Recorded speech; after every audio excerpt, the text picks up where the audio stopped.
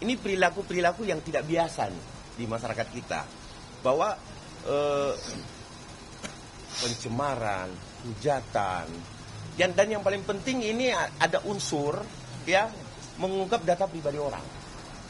Ya, nah, ini nanti lebih lanjut kami akan menyampaikan kepada penyidik bahwa ini perilaku ini apakah diperkenankan oleh aturan dan perundangan. Ya, nah, jadi ada perilaku yang tidak biasa,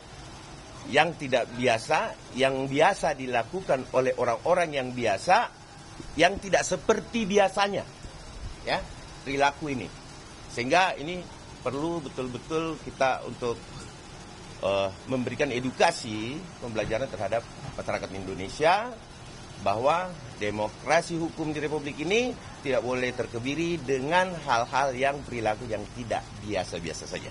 Oke? Bukti apa aja Pak dalam pemeriksaan? Nanti kita lihat apakah ini diterima buktinya, ya.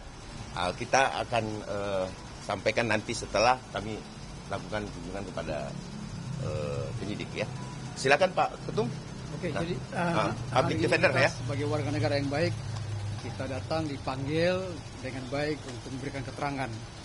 Jadi semua keterangan kita akan berikan yang terbaik. Kita akan buktikan bahwa apa yang kita beri adalah benar dan tepat. Dan saya yakin bahwa proses hukum tidak akan bermain-main. Semua akan berjalan dengan baik. Jadi tolong kawali, kita sama-sama kawali apa yang kita laporkan, semua akan berjalan dengan baik. Kita yakin itu karena semuanya sudah disetting begitu rapi sehingga hari ini hari yang terbaik untuk kita buktikan secara hukum. Terima kasih. Pasal-pasal apa aja sih Pak? Silakan. Oke, karena saya yang melaporkan, ya, mewakili organisasi saya, ya. Yang jelas yang advokat public defender, yang jelas yang kami laporkan ini adalah delik umum atau biasanya umumnya disebut delik murni. Delik murni. Ya. Yang mana, ya kan, apabila terjadi suatu peristiwa pidana, maka bukan korban dia boleh melaporkan. Contoh pembunuhan. Ya, kalau pembunuhan kan kalau kalian lihat di depan situ ada pembunuhan kan kalian boleh laporkan, betul tidak? Ya, jadi itu deliknya. Jadi jelas ini perlu teman-teman pahamin bahwa yang dilaporkan oleh Pak Jokowi di Polda Metro Jaya itu adalah delik aduannya. Yang kami laporkan adalah delik murninya. Ya. Pasal yang kami terapkan di sini adalah pasal 160, penghasutan. Itu jelas ya.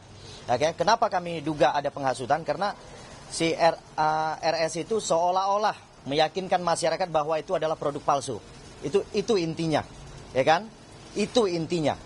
Ya, yang kemudian kami jongtokan lagi kepada pasal 28 ayat 2, mempublikasi melalui media. Oke, media online. Ya, YouTube ataupun yang lain-lain. Ya, kemudian nanti kami lihat dalam pemeriksaan, pastinya kami akan menambahkan pasalnya. Ya, tapi pasal itu kami belum bisa sampaikan sekarang. Ya, kami belum bisa sampaikan karena nanti pada saat pemeriksaan aja. Nah, pada saat pemeriksaan kita akan lihat memang apabila ada terkait terhadap unsur yang nanti kami mau nambahkan pasalnya, maka kami akan tambahkan. Oke? Ada yang mau ditanyakan? Silakan teman-teman. Intinya bahwa pasal yang kita terapkan adalah pasal-pasal yang memang delik murni. Ya, absolute offenses.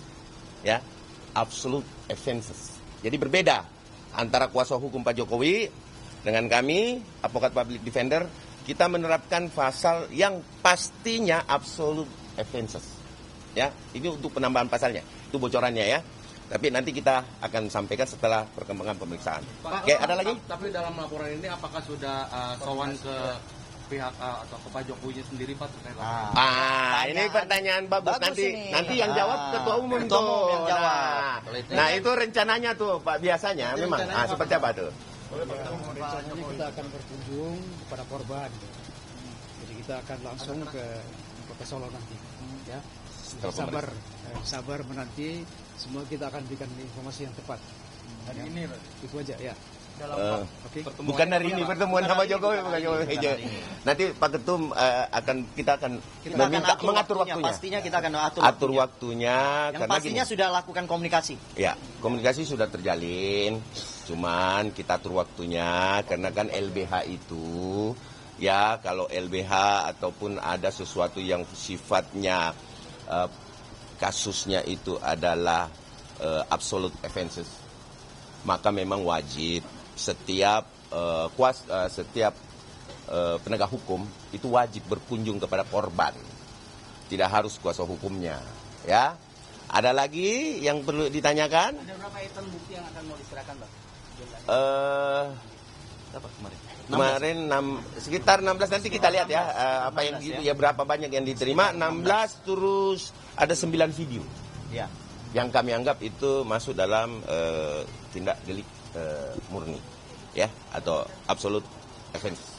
Ya. Kalau ada tadi disebutkan kan tidak biasa-biasa saja. Ya. Nah, memang dampaknya apa, Bang? Buat mungkin di sini melihat masyarakat mungkin dari Peradi Bersatu sendiri dan mungkin dari kawan-kawan advokat. Nah, ini menarik. Ini saya suka nih pertanyaan ini. Nah, jadi gini. Pertanyaannya masuk semua nih. Jadi kenapa ada apa sih dampaknya? Dampaknya adalah hari ini saya menjadi ragu sebagai warga negara Republik Indonesia terhadap keaslian ijazah Jokowi. Hari ini saya menjadi ragu. Kawan-kawan yang berdiri di sini, teman-teman advokat public defender merasa ragu.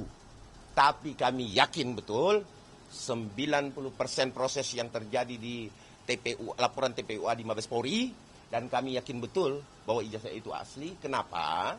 Karena kami lihat dan kami telaah juga beberapa hari ini. Nah, itulah dampak yang kami terima, bahwa ada ketidakjelasan sehingga ketertarikan seseorang atau aparat penegak hukum untuk melihat apakah ini benar apa enggak. Seperti teman-teman, di sini teman-teman ada yang 100% yakin ijazahnya Pak Jokowi Palsu.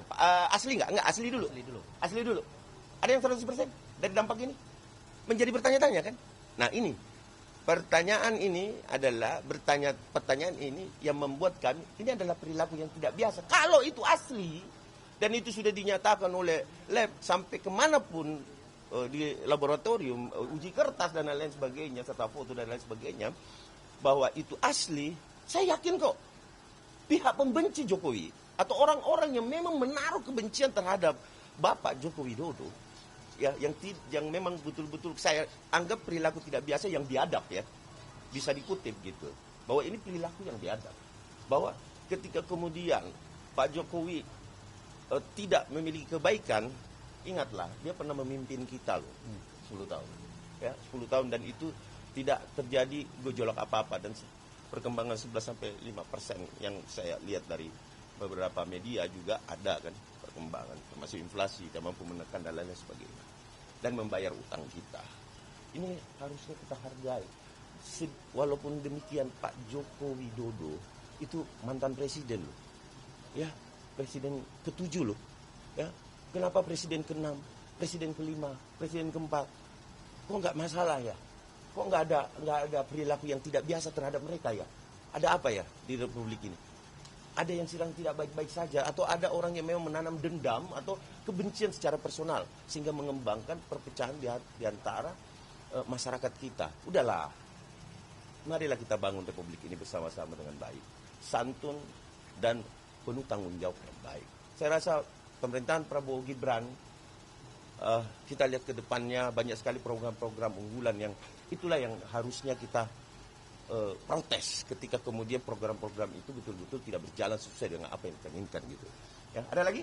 Bang, tadi Ya. dari tim Jokowi, kalau dari dialog audiensi dengan teman-teman Belum. Ini kan Itu masih tahap ini awal tahap ini. awal ya. Tahap awal saya minta Kan kita Ya, pelapor, lanjut. ngapain kita kucuk-kucuk datang ke PH daripada RS? korban Untuk apa? harusnya. Ya kan, kita ini Harusnya kan korban. pelapor. Harusnya korban. Ya kan, dan kita sudah menyerahkan kepada negara. Jadi polisi itu mewakili kepentingan kita, kepentingan pelapor. Jadi sebenarnya nggak usah kita, nanti polisi ketika memanggil ya pengacara mereka lah, RS itulah nanti datang ke sini. ya kan, untuk memberikan misalnya surat penundaan atau apapun itu, ya itulah kepentingannya pengacara ya dalam mewakili kliennya gitu. Tapi kami pastikan laporan ini akan lebih cepat dari Polda Metro Jaya, saya pastikan itu. Dan satu lagi ya, saya mau kasih tahu teman-teman, implikasinya ini besar sekali. Karena kenapa?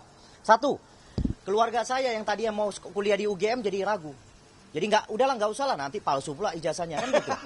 Ya, terus yang kedua, kalau terus diyakinkan masyarakat, ya, ini perlu dicamkan ini ya, diyakinkan masyarakat bahwa ijazah Pak Jokowi itu palsu oleh RS dan kawan-kawan, besok-besok udah yang lamar jadi presiden SMA pun udah bisa.